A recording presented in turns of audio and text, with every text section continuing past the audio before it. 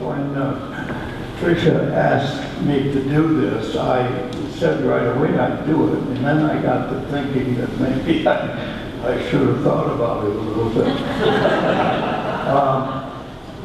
I had a very positive experience in the service, in the Navy, and I think no war, they say, there's no good wars.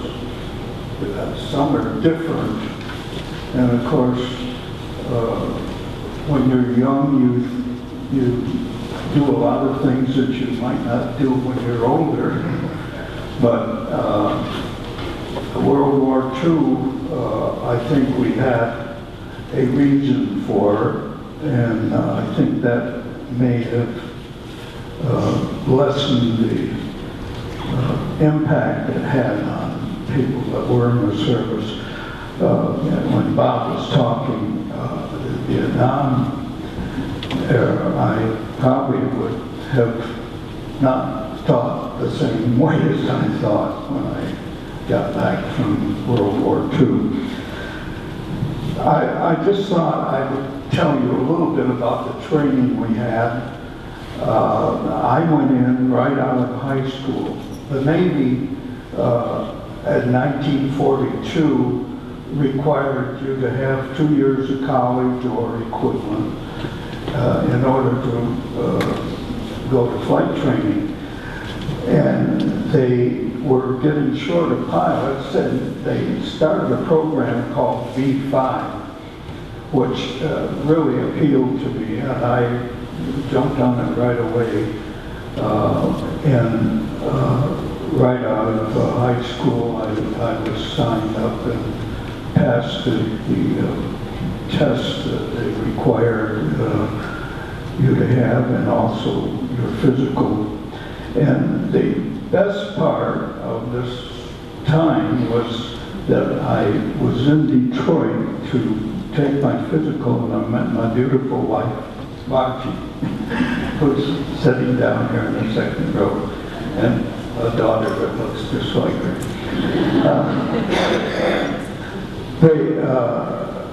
We corresponded during all my time in the service, and this was a big help for me.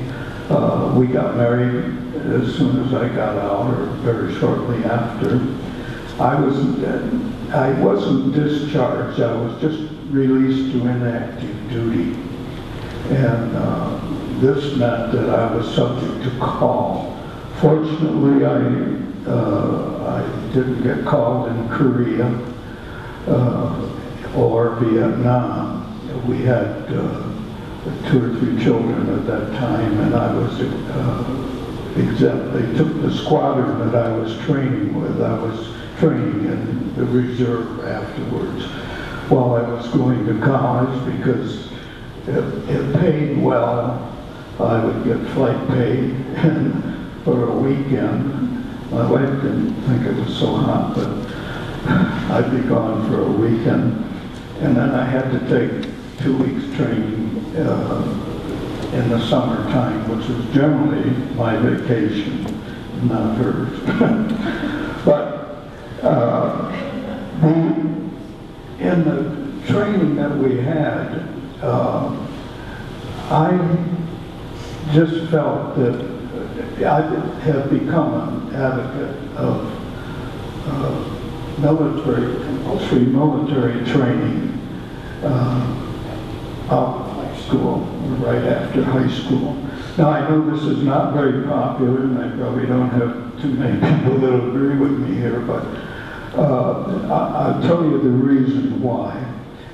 The structure of the Navy program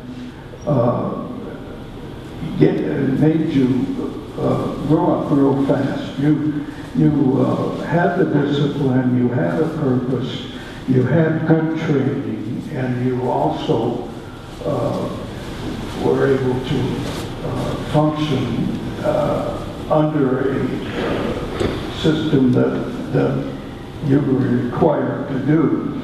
Our kids nowadays, getting out of high school, They don't know what they want to do yet, and many of them, of course, go to college, and some of them can, and some of them can't. But I think a program that would give the people, the kids, a chance to do something, not necessarily military. I'm thinking of a structured program for both boys and girls that would be compulsory, so that they had a structure that they had to do. This changes your attitude, and I think that's what I realized in the service. When I went in the B5 program, I was first sent to Arizona and a program called CET. They didn't have a place to put me at the time, and so they sent some of us out there to fly, learn how to fly, and we didn't even have uniforms. Then I was assigned to the pre-flight program, which you did not fly. All you had was ground school, calisthenics, and a very tough physical program where many of the cadets were washed out in that program, either from the schooling or from the physical end. You had a very tough swimming program, which required you to do certain things that I never dreamed of, but it was an excellent program, and you did it, and you felt good about it. I went from pre-flight to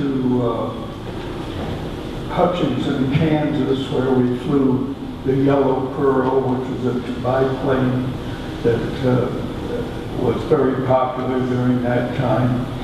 I was there a couple of months, and then I went to advanced training in Corpus Christi, Texas.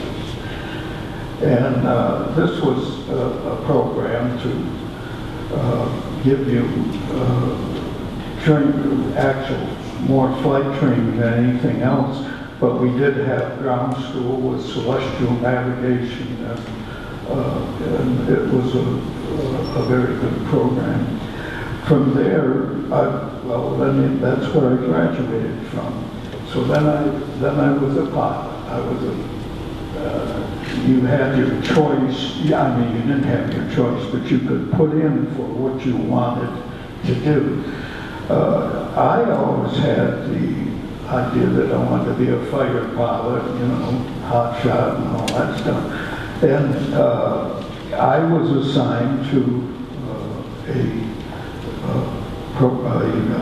fighter group that we trained in Florida, at Sanford, Florida, and I was there 2 months.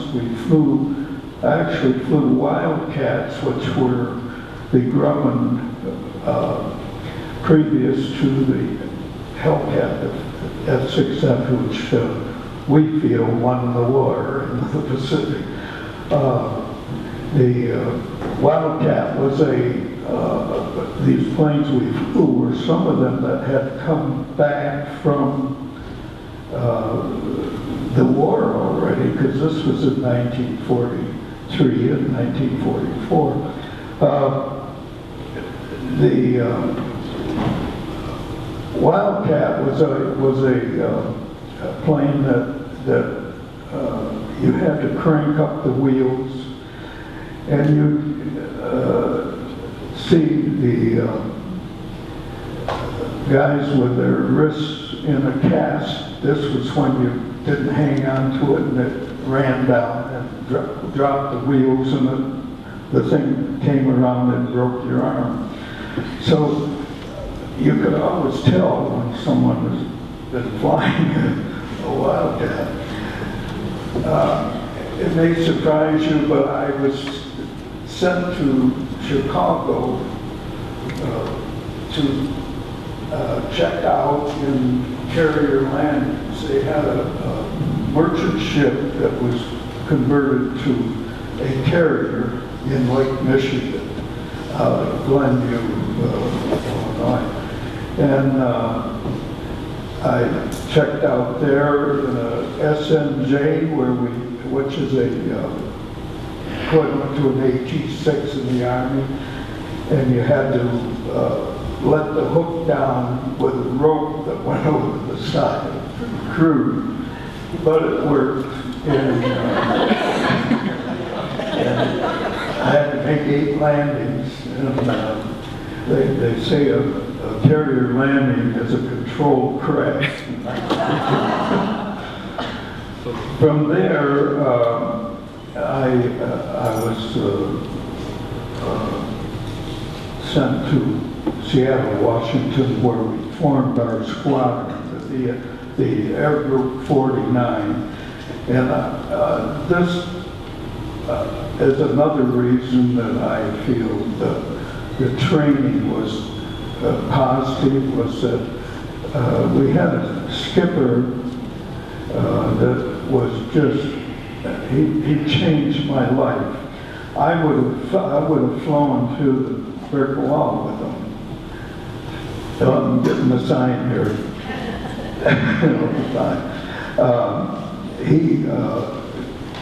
He flew with all of us, and he picked me for his wingman, which was really an honor, I thought. But the guys all said I was a, kisser, because they weren't big. But anyway, we flew. The skipper and I flew as a one plane almost. He liked the way I flew tight, and of course he was a man that I had great confidence in, and changed a lot of things in my life. He made the Navy very positive to me. After we formed our squadron, we went to, I went on the carrier San Jacinto, which nobody's probably ever heard of, but it was a light carrier made out of a cruiser hull, and it was very narrow, which it's better to have a wide carrier and a short carrier. When you land, your hook catches the wire, and it doesn't make much difference how long the ship is as long as you catch the wire.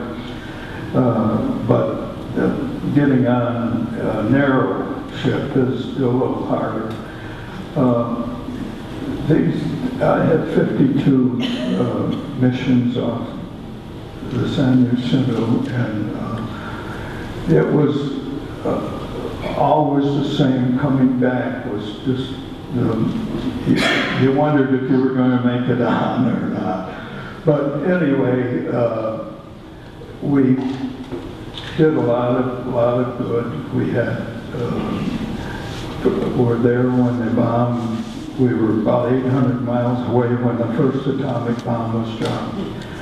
And then we were notified about Nagasaki bomb, and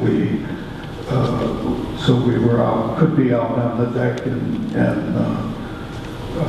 could actually feel it 800 miles away, which is unbelievable. But we then